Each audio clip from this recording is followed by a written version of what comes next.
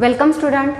Sale cycle and cell division या लेसनमध्ये या आधीच्या व्हिडिओमध्ये आपण सेल सायकल म्हणजे काय आणि त्याच्यामधले दोन इम्पॉर्टंट इव्हेंट मी तुम्हाला सांगितले, इंटरफेज आणि एम फेज. तर याच्यामधला इंटरफेज जो आहे जो लेंदी पिरियड आहे किंवा जास्त टाइम जो आहे तो त्याच्यासाठी लागतो, हा पिरियड आपण पाहिला. आणि हा इंटरफेज जो आहे तो मेनली 3 पार्टमध्ये डिवाइड केला जातो, G1 फेज, S फेज आणि G2 फेज. तर हे तिन्ही पॉईंट जे आहेत ते आपण डिटेल या आधीच्या लेक्चरमध्ये पाहिलेले आहेत. आजच्या लेक्चरमध्ये एम फेज, ज्याच्यामध्ये ॲक्च्युली न्यूक्लियस आणि सेल 2 पार्टमध्ये डिवाइड होते, तर ती जी एम फेज आहे ती आपण डिटेल इथून पुढे स्टडी करणार आहोत. सो बघा, M phase it is actual period of division. हा डिव्हिजनचा पिरियड आहे. जसं आपण इंटरफेज बघितलं तो प्रिपरेटरी पिरियड होता की ज्याच्यामध्ये सेल डिव्हिजनसाठी स्वतःला प्रिपेअर करत असते, तो इंटरफेज. आणि ॲक्च्युअल डिव्हिजनचा जो पिरियड आहे त्याला म्हटलं जातं M phase. So M phase it is period of division. Second thing, हा जो एम फेज आहे याच्यामध्ये एम स्टँड्स फॉर मायटोसिस और मियोसिस. एम जो आहे तो एकतर मायटोसिस किंवा मियोसिस यासाठी स्टँड करतो. सो एम मीन्स मायटोसिस और एम मीन्स मियोसिस. याच्यामध्ये 2 स्टेज इन्व्हॉल्व होतात. It involves 2 stages. याच्यामध्ये 2 स्टेजेस इन्व्हॉल्व होतात. 2 स्टेजेस कोणत्या? तर त्यातली फर्स्ट जी आहे ती आहे कॅरिओकायनेसिस. कॅरिओकायनेसिस. आणि सेकंड जी दिलेली आहे ती आहे सायटोकायनेसिस. ओके, सो कॅरिओकायनेसिस याच्यामध्ये न्यूक्लिअर डिव्हिजन कॅरी आउट केलं जातं. Karyon means nucleus and kinesis means to divide or division.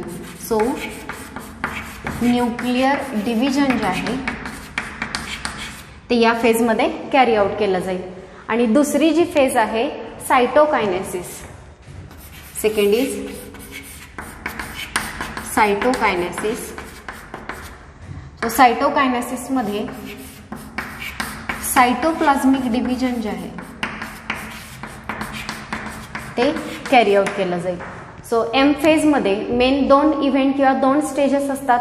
त्यात फर्स्ट कॅरिओकायनेसिस आणि दुसरी जी आहे ती सायटोकायनेसिस. तुम्ही पाहिलेलं आहे, जर ही सेल असेल आणि तिच्या आतमध्ये जर हा तिचा DNA असेल तर ह्या DNAची रेप्लिका कार्बन कॉपी जी आहे ती तयार झालेली असते. ओके, या पद्धतीनं DNA जो आहे तो डबल झालेला असतो. आणि सेलचं जे कंटेंट आहे सायटोप्लाझम, बाकीच्या ऑर्गॅनली, हे सुद्धा डबल झालेलं असतात. मग आता हे जे डबल झालेलं कंटेंट आहे ते 2 इक्वल पार्टमध्ये डिवाइड होणं गरजेचं आहे आणि त्याच्यासाठी हे एम फेज कॅरी आउट होते. सो एम फेजमध्ये सगळ्यात पहिल्यांदा हा न्यूक्लियस 2 पार्टमध्ये डिवाइड होतो. तर यावेळी 2 न्यूक्लियस जे आहेत ते तयार होतात. आणि त्यानंतर सायटोप्लाझम जे आहे ते 2 पार्टमध्ये डिवाइड होतं या सायटोकायनेसिस फेजमध्ये आणि 2 सेल तयार होतात.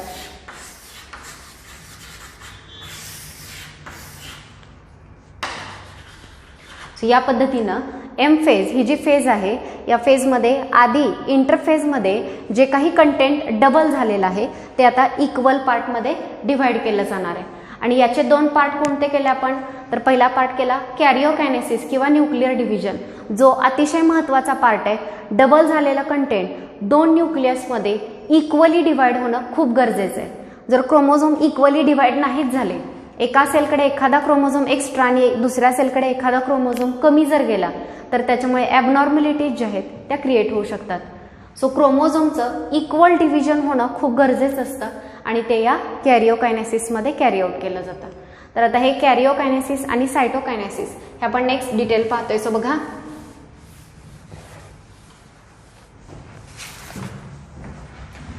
Types of cell division. हा जो पॉइंट आहे टाइप्स ऑफ सेल डिव्हिजन हा स्टेट बोर्डमध्ये दिलेला आहे, NCERT मध्ये दिलेला नाही. त्यानंतर डिव्हिजनचे जे 3 टाईप आहेत, मायटोसिस आणि मियोसिस, हे 2 टाईप दोन्हीतही आहेत, स्टेट बोर्ड आणि NCERT. मात्र अमायटोसिस हा एक डिव्हिजनचा एक्स्ट्रा टाईप आहे जो स्टेट बोर्डमध्ये दिलेला आहे, NCERT मध्ये दिलेला नाही. आणि अमायटोसिस म्हणजे काय हेही आपल्याला माहिती असणं गरजेचं आहे, कारण काही MCQ मध्ये अमायटॉसिसवरती सुद्धा क्वेश्चन असतात. सो तेही सेल डिव्हिजनचा टाईप जे ते आपण इथे स्टडी करणार आहोत. सो सेल आधी जे कंटेंट डबल झालेले ते 2 पार्टमध्ये डिवाइड होणार आहे, पण हे डिव्हिजन 3 पद्धतीनं होऊ शकतं. तर 3 पद्धती कोणत्या आहेत बघा. So types of cell division, there are 3 types of cell division. Cell डिव्हिजनच्या मेन 3 मेथड्स 3 टाइप्स आहेत. त्याच्यामध्ये जो फर्स्ट टाइप आहे त्याला म्हटलं जातं अमायटॉसिस, और it is also called as direct division किंवा याच डिव्हिजनला कॅरिओस्टेनोसिस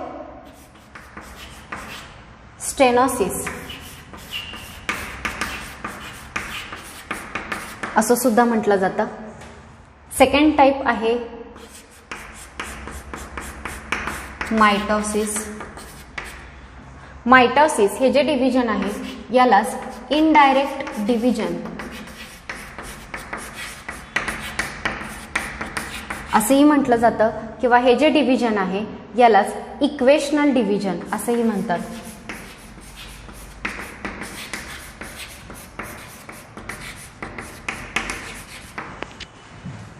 आणि थर्ड जो टाइप आहे तो आहे मियोसिस. मियोसिस या डिव्हिजनलाच रिडक्शनल डिव्हिजन असंही म्हटलं जातं.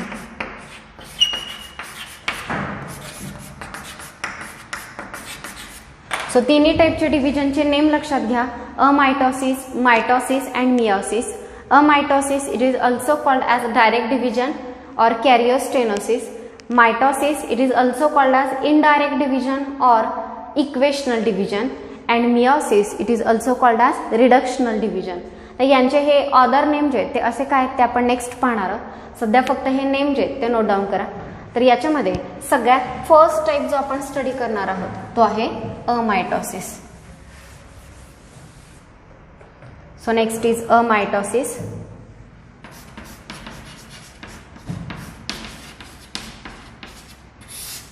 Okay, so what is amitosis? See, it is simplest cell division. Okay, cell डिव्हिजनचा एकदम सिंपल टाइप आहे. तुम्ही बाकीचे जे सेल डिव्हिजन पाहणार मायटॉसिस आणि मियोसिस त्याच्यामध्ये स्पिंडल फायबर तयार होणं, मग ते क्रोमोझोम पुल केले जाणं, या पद्धतीनं इक्वल अगदी डिव्हिजन केलं जातं. तर तेवढी सगळी कॉम्प्लिकेटेड प्रोसेस अमायटॉसिसमध्ये पाहायला मिळत नाही. It is simplest type of division. त्यानंतर नेक्स्ट बघा, nucleus elongate and constrict somewhere on its length. Okay, तर याच्यामध्ये न्यूक्लियस जो आहे तो इलॉंगेट होतो बघा. जर ही सेल असेल आणि या सेलमधला जर हा न्यूक्लियस असेल, सपोज हा न्यूक्लियस आहे, तर हा न्यूक्लियस इलॉंगेट होतो. म्हणजे हे न्यूक्लियसचं स्ट्रक्चर यावेळी इलॉंगेट व्हायला सुरुवात होते. जसं हे इलॉंगेट होतं तेव्हा या न्यूक्लियसच्या लेंथवरती कुठेतरी हा कॉन्स्ट्रिक्ट होतो. कॉन्स्ट्रिक्ट होणं म्हणजे तिथला रिजन नॅरो होत जाणं. सो कॉन्स्ट्रिक्ट होतो आणि कॉन्स्ट्रिक्ट झाल्यानंतर हे 2 पॉईंट जेव्हा एकमेकांना अटॅच होतील, अजून कॉन्स्ट्रिक्शन होईल, तेव्हा हे 2 पॉईंट इथे ब्रेक होतात आणि 2 न्यूक्लियस जे आहेत ते या ठिकाणी तयार होतात. सो डायरेक्ट न्यूक्लियस 2 पार्टमध्ये डिवाइड झालं. क्रोमोझोम सेपरेट करणं, स्पिंडल फायबर तयार करणं, असे जे इव्हेंट आपण मायटॉसिसमध्ये स्टडी करणार आहोत तर ते इव्हेंट इथे होत नाहीत. सिम्पली न्यूक्लियस इलॉंगेट होतो, त्याच्या लेंथवरती कॉन्स्ट्रिक्शन बघायला मिळतं, तिथं बारीक होत जातो आणि त्यानंतर ते न्यूक्लियस 2 पार्टमध्ये डिवाइड होतं. ओके, त्यानंतर नेक्स्ट बघा, nuclear division it is followed by cytoplasmic division.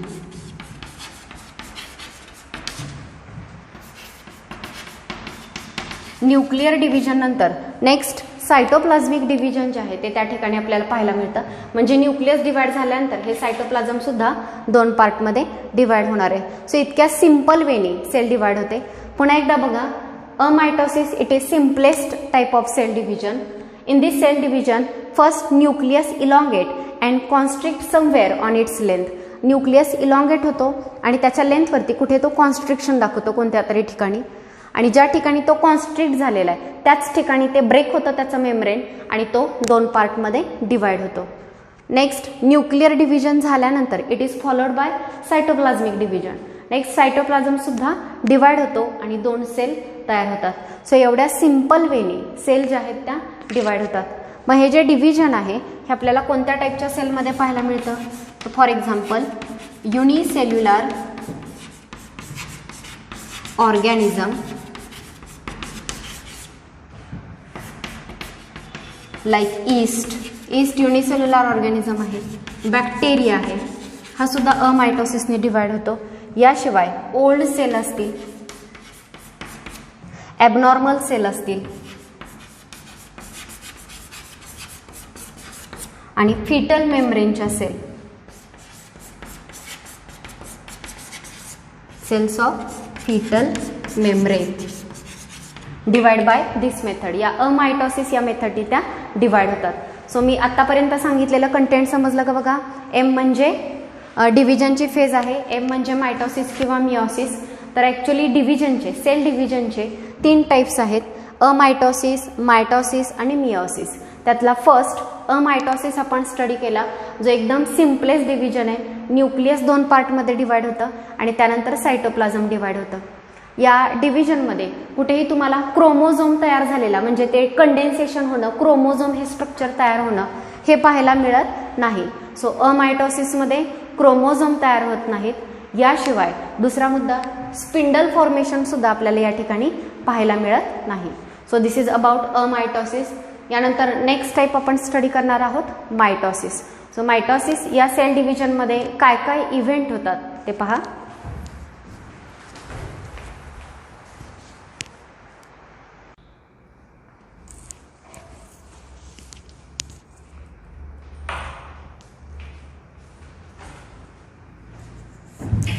Okay, so next cell डिव्हिजनचा टाईप आहे मायटोसिस. आपण याआधी अमायटोसिस पाहिलं. अमायटोसिस सिम्पलेस्ट सेल डिव्हिजन आहे.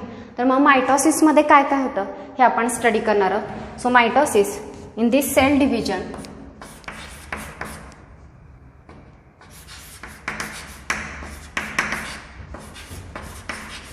two similar cell are formed.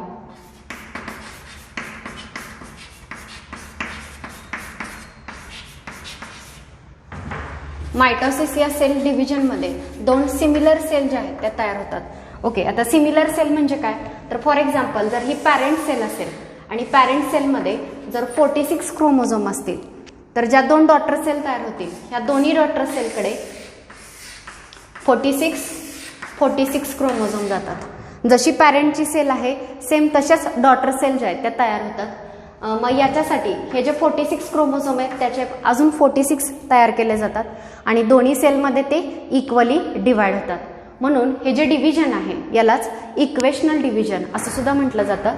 So similar cells are form, hence it is called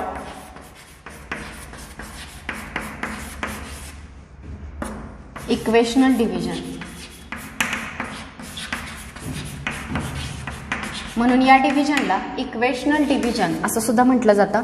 मग आता हे जे इक्वेशनल डिव्हिजन आहे हे मेन 2 स्टेजेसमध्ये कंप्लीट होतं. सो बघा, it is completed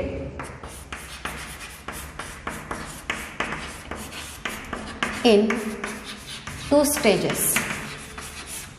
okay, so 2 स्टेजेसमध्ये कंप्लीट होतं. त्यातली फर्स्ट स्टेज जी आहे ती आहे कॅरिओकायनेसिस.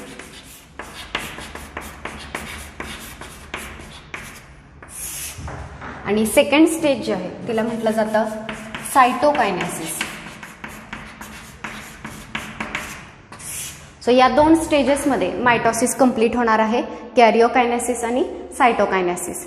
कॅरिओकायनेसिस तुम्हाला आता मिनिंग माहिती आहे. Karyon means nucleus and kinesis means division, nuclear division. So आधी न्यूक्लियस 2 इक्वल पार्टमध्ये डिवाइड केलं जातं आणि त्यानंतर सेलचं सायटोप्लाझम 2 इक्वल पार्टमध्ये डिवाइड होतं किंवा सेल 2 पार्टमध्ये डिवाइड होते. मग आता हे जे कॅरिओकायनेसिस आहे हे कॅरिओकायनेसिस 4 फेजेसमध्ये कंप्लीट होतं. First is prophase, second is metaphase, next anaphase and last telophase. So karyokinesis या 4 फेजमध्ये कंप्लीट होणार आहे. प्रोफेज, मेटाफेज, ॲनाफेज आणि टीलोफेज. तर हे जे 4 फेजेस आहेत हे आपण आपल्या कन्व्हिनियन्ससाठी केलेले आहेत. ॲक्च्युली सेल डिव्हिजनमध्ये अशा फेजेस किंवा अशा डिमार्केशन आपल्याला न्यूक्लिअर डिव्हिजनमध्ये पाहायला मिळत नाही. न्यूक्लिअर डिव्हिजन ही कंटिन्यू प्रोसेस आहे. एकदा प्रोफेज सुरू झाली, संपल्यानंतर ते थांबणार आहे, मग पुढचं सुरू होणार आहे असं होत नाही. प्रोफेज संपली, त्यातले इव्हेंट संपले की लगेचच मेटाफेज, पुढचे इव्हेंट सुरू असतात. ती एक कंटिन्युअस प्रोसेस आहे. पण आपल्या कन्व्हिनियन्ससाठी, आपल्या इझी स्टडीजसाठी आपण कॅरिओकायनेसिस या 4 फेजेसमध्ये डिवाइड केलेलं आहे. त्यातली फर्स्ट फेज प्रोफेज आपण इथे डिटेल पाहणार आहोत. So next is prophase.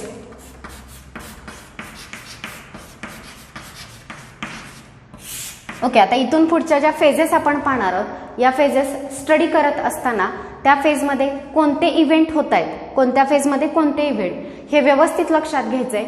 जेव्हा तुम्ही एकच फेज पाहता तेव्हा त्याच्यामधले इव्हेंट आपल्या पटकन लक्षात राहतात.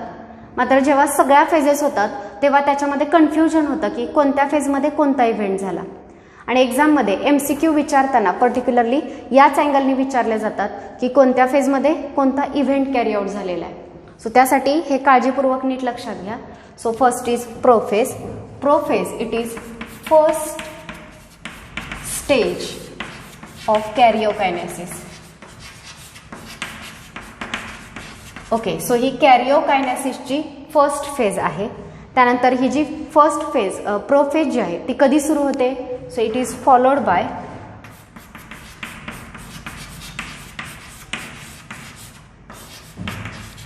G2 S and G2 phase. मग आपण इंटरफेजमध्ये 3 फेजेस स्टडी केलेले आहेत. G1 फेज, S फेज आणि मग G2 फेज. यातली G1 फेज झाल्यानंतर सेल डिवाइड होईलच असं खात्रीशीर सांगता येत नाही. मात्र एकदा S फेज झाली आणि DNA जर रेप्लिकेट झाला तर तिथून पुढे ती सेल कंपल्सरी डिव्हिजनसाठी प्रोसीड होतेच. त्यामुळे असं म्हटलेलं आहे की प्रोफेज जी आहे ती कधी होते? S आणि G2 ह्या फेजेस झाल्यानंतर प्रोफेज कॅरी आउट केली जाते. ओके, त्यानंतर नेक्स्ट बघा, new DNA form. New DNA form is not distinct.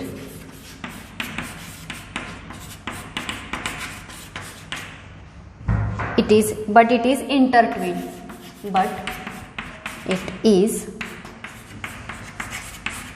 intertwined.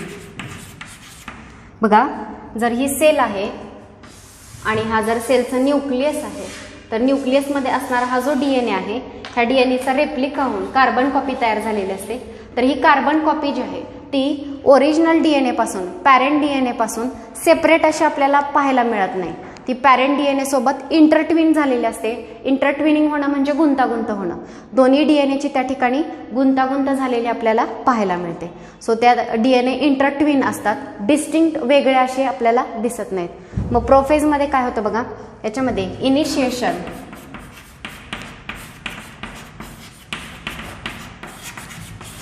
Of condensation of chromosome. क्रोमोझोमचं कंडेन्सेशन जे आहे ते इनिशिएट होतं. क्रोमोझोम कंडेन्स व्हायला लागतो. तर कंडेन्स होणं म्हणजे काय असतं? सिंपल एक्झाम्पल घ्या. समजा 2 वेगवेगळ्या कलरचे थ्रेड आहेत आणि ते थ्रेड जे आहेत ते अनवाइंड आहेत, उलगडलेले आहेत, एकमेकांमध्ये त्यांचा गुंता झालाय.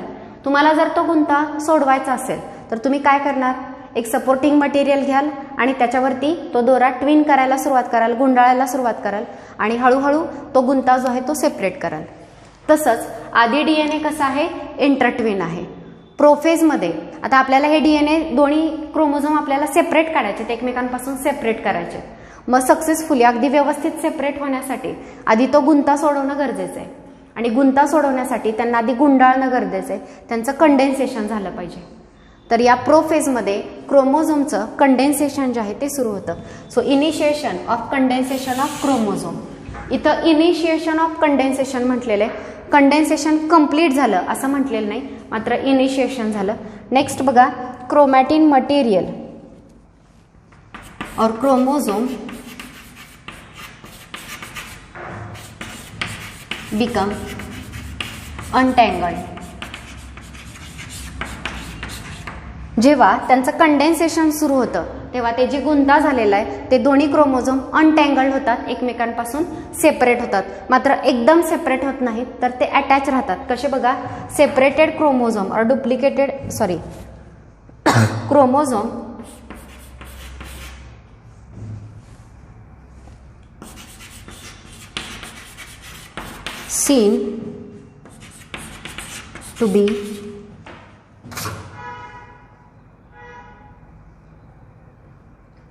seen to be attached to sister chromatid.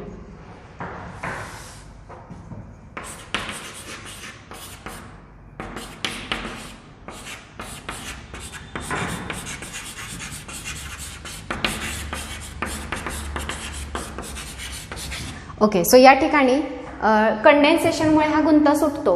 मात्र हे जे क्रोमोझोम आहेत ते एकमेकांपासून एकदम सेपरेट होत नाहीत, तर दोन सिस्टर क्रोमॅटिड जे आहेत ते एकमेकांना अटॅच राहतात. म्हणजे फॉर एक्झाम्पल हा ओरिजिनल पॅरेंटल जर असेल कंडेन्सेशन झाल्यामुळे या पद्धतीनं, आणि दुसरा जो डॉटर तयार झालेला जो कार्बन कॉपी जी आहे डीएनएची ती याला अटॅच राहते. ज्या पॉइंटला हे दोन्ही अटॅच आहेत त्या पॉइंटला म्हटलं जातं सेंट्रोमियर. आणि दुसरी गोष्ट, हे दोन जे क्रोमोझोम आहेत यांना सध्या तरी डॉटर क्रोमोझोम असं म्हटलं जात नाही. डॉटर कधी म्हटलं जाईल, जेव्हा हे दोन्हीही एकमेकांपासून असे सेपरेट होतील तेव्हा त्यांना डॉटर क्रोमोझोम असं म्हटलं जाईल. आता सध्या हे अटॅच आहेत सेंट्रोमियर या पॉइंटला, आणि ह्या दोघांनाही सिस्टर क्रोमॅटिड असं म्हटलं जातं. So these are called as sister chromatid. So या पद्धतीनं सिस्टर क्रोमॅटिड आपल्याला प्रोफेजमध्ये दिसायला सुरुवात होते, अपियर व्हायला सुरुवात होते. कशामुळे, तर कंडेन्सेशनमुळे.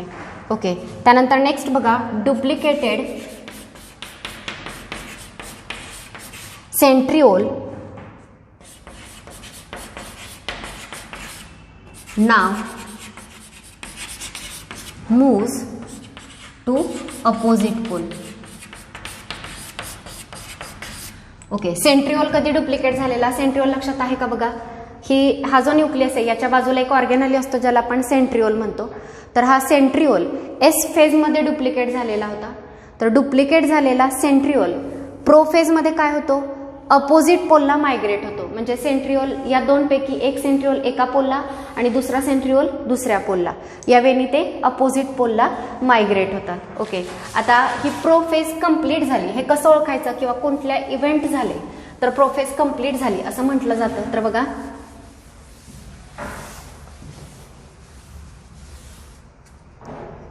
completion is marked by, prophase complete झालं हे कोणत्या इव्हेंटवरून लक्षात येतं, तर त्याच्यामध्ये फर्स्ट बघा, chromosome is condense, chromosome condense होतो. Second, chromosome scene to be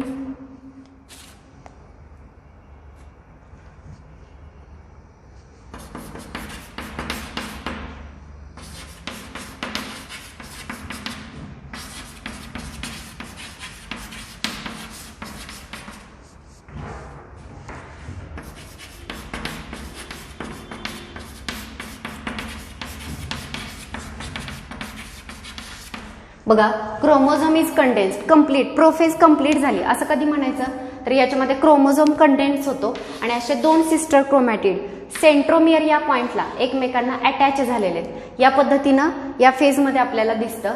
so क्रोमोझोमचं condensation होऊन सिस्टर क्रोमॅटिड अटॅच असलेल्या दिसणं.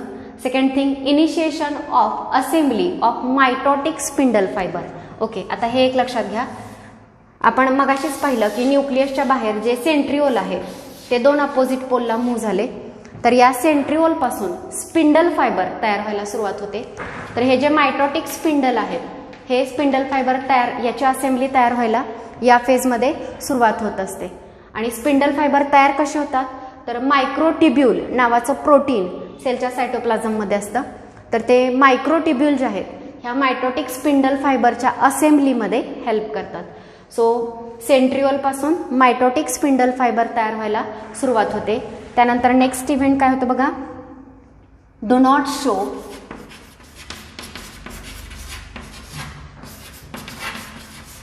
गोल्जी कॉम्प्लेक्स, एंडोप्लाझ्मिक रेटिक्युलम,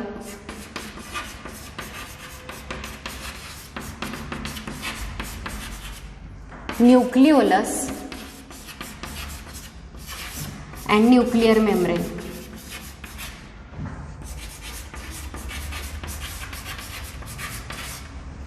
बघा, पहिला इव्हेंट झाला क्रोमोझोमचं कंडेन्सेशन झालं, सिस्टर क्रोमॅटिड अटॅच दिसल्या. दुसरा इव्हेंट सेंट्रिओल अपोजिट पोलला मूव्ह झाले. तिसरा इव्हेंट त्या सेंट्रिओल पासून मायटोटिक स्पिंडल फायबरची असेंब्ली तयार व्हायला सुरुवात झाली, कंप्लीट नाही झालेलं, सुरुवात झाली.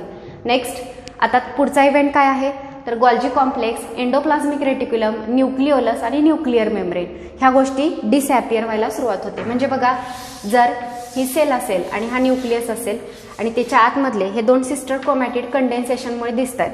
आता हे दोन आपल्याला सेपरेट करायचे एकमेकांपासून. सेपरेशनसाठी न्यूक्लियस मधला हा क्रोमोझोम जो आहे तो सायटोप्लाझम मध्ये येणं गरजेचं आहे. मग त्यासाठी सगळ्यात पहिलं काय गेलं पाहिजे तर हे न्यूक्लिअर एन्व्हलप, इथून न्यूक्लिअर एन्व्हलप काढून टाकलं तरच हा क्रोमोझोम सायटोप्लाझम मध्ये येईल. सो पहिलं न्यूक्लिअर मेम्ब्रेन जे आहे ते डिसॅपियर होतं.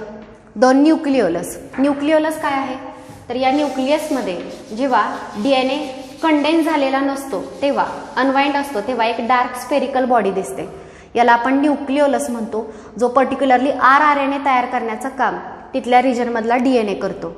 ओके, तर हा जो न्यूक्लिओलस आहे तो सुद्धा डिसॅपियर होतो.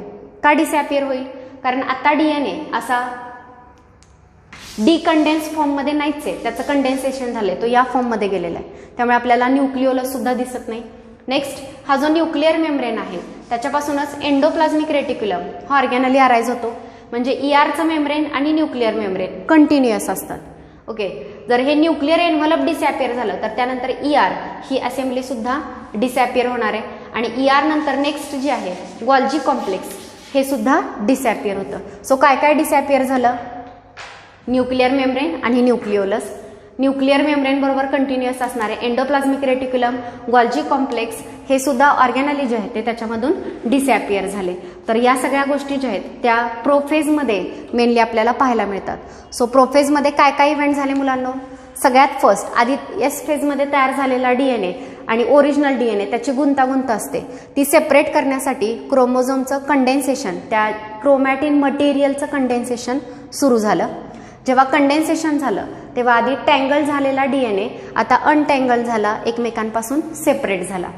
आता जर आपण क्रोमोझोम पाहिला तर दोन सिस्टर क्रोमॅटिड एकमेकांना सेंट्रोमियर, ह्या पॉइंटला सेंट्रोमियर म्हणायचं, हे नीट लक्षात घ्या, आणि त्या पॉइंटला हे दोन क्रोमोझोम एकमेकांना अटॅच आहेत. आता सध्या तरी त्यांना दोन सेपरेट क्रोमोझोम, डॉटर क्रोमोझोम असं म्हटलं जात नाही, त्या दोघांनाही एकमेकांच्या सिस्टर क्रोमॅटिड असं म्हटलं जातं. सो कंडेन्सेशनमुळे प्रोफेजमध्ये आपल्याला या सिस्टर क्रोमॅटिड ॲपियर होतात. नेक्स्ट थिंग, सेंट्रिओल जो आधी तयार झालेला आहे, डुप्लिकेट झालेला आहे एस फेजमध्ये, तो या फेजमध्ये अपोजिट पोलला जातो. नेक्स्ट या सेंट्रिओलपासून मायटोटिक स्पिंडल फायबर ही असेंब्ली तयार व्हायला सुरुवात होते. त्यानंतर Golgi complex, endoplasmic reticulum, nuclear membrane आणि न्यूक्लिओलस हे ऑर्गॅनली डिसॅपियर व्हायला सुरुवात होते. सो हे जे इव्हेंट आहेत हे इव्हेंट आपल्याला प्रोफेजमध्ये पाहायला मिळतात. सो मुलांनो, मायटोसिस ही जी सेल डिव्हिजनचा टाईप आहे याच्यामध्ये दोन स्टेजेस, कॅरिओकायनेसिस आणि सायटोकायनेसिस. त्याच्यामधली फर्स्ट स्टेज जी आहे कॅरिओकायनेसिस, त्याच्यामधला प्रोफेज आपण आता स्टडी केला. यानंतर नेक्स्ट स्टेज असणार आहे ती म्हणजे मेटाफेज. तर ही जी मेटाफेज आहे ती आपण नेक्स्ट लेक्चरला स्टडी करणार आहोत. आजच्या लेक्चरमध्ये आपण इथेच थांबतोय. थँक्यू.